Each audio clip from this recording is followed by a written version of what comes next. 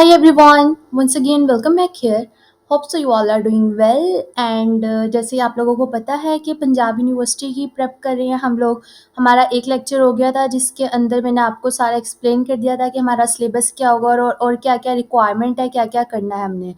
तो अब अगर हम देखें तो जो मेन चीज़ है हमारी पंजाब यूनिवर्सिटी के एंट्री टेस्ट के लिए जो हर यानी कि हर फील्ड के बच्चे के लिए यानी कि ई कॉमर्स वाले, ई कॉमर्स नहीं कॉमर्स वाले बच्चे और आर्ट्स के बच्चे जो हैं, प्री मेडिकल, प्री इंजीनियरिंग, सबका जो 40% पेपर है वो एनालिटिकल और क्वांटिटेटिव रीजनिंग का होना ही है।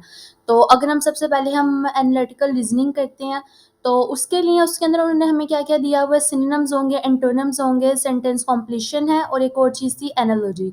तो इस सब के लिए आपकी वोकैबुलरी अच्छी होनी चाहिए। वोकैबुलरी क्यों अच्छी होनी चाहिए? आपको जब तक इंग्लिश का ही नहीं पता होगा, इंग्लिश वर्ड्स का नहीं पता होगा, जब आपको इंग्लिश वर्ड्स के मीनिंग्स का ही नहीं पता होगा तो फिर आप सिनोनिम्स कैसे करेंगे? सिंपल सी बात है, जब आपको एक वर्ड के मीनिंग का ही नहीं पता, आप उसका सिनोनिम कैसे बताएँगे? आप उसका एंटोनिम कैसे बताएँगे? सेंटेंस कंप्लीशन में पैराग्राफ दिया हुआ है और उसके अंदर कुछ ऐसे वर्ड्स आ गए हैं और जो आपने पहले पढ़े नहीं हुए, आपको उनका मीनिंग नहीं पता और ऐसे ही वर्ड्स ही मेन वर्ड्स होते हैं सेंटेंस कंप्लीशन वगैरह में।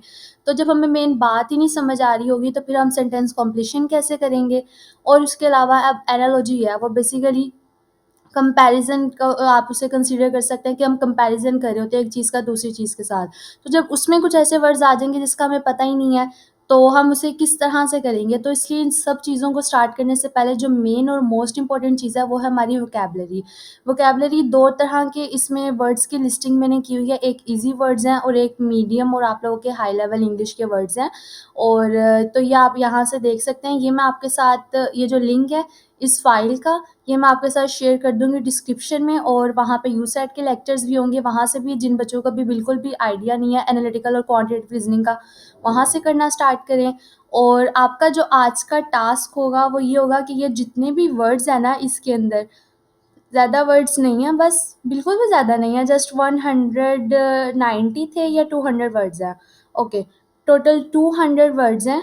तो आप लोगों ने बस क्या करना है, आपने एक बार वर्ड को पढ़ना है, आपको अगर उसका मीनिंग आता है तो वेल एंड गुड और अगर नहीं आता जिसका मीनिंग तो आप डिक्शनरी ले लें या फिर आप गूगल से या आप उधर लिखें एसेंशियल मीनिंग इन उर्दू।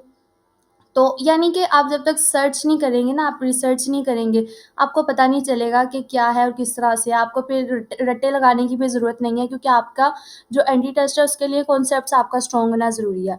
तो मैं फिर से एक्सप्लेन कर दूँ आप लोगों ने क्या करना है, ये जो मैंने 200 वर्ड्स दिए हैं, आपने बैठ के एक-एक बार वर्ड पढ़ना है और उसका मीनिंग आता है तो बस ठीक है और जिनका मीनिंग नहीं आता उन्हें गूगल करें और उसके बाद 1 या 3 बार कॉपी पे लिख लें। इससे क्या होगा, आपकी इंग्लिश स्ट्रॉन्ग होगी, आपकी वोकैबुलरी स्ट्रॉन्ग होगी ताकि जब आपको ज़्यादा से ज़्यादा वर्ड्स की नॉलेज होगी और मीनिंग्स पता होंगे तो आप synonyms, antonyms, sentence completion, analogy ये सब आप ईज़िली कर सकते हैं, ठीक है?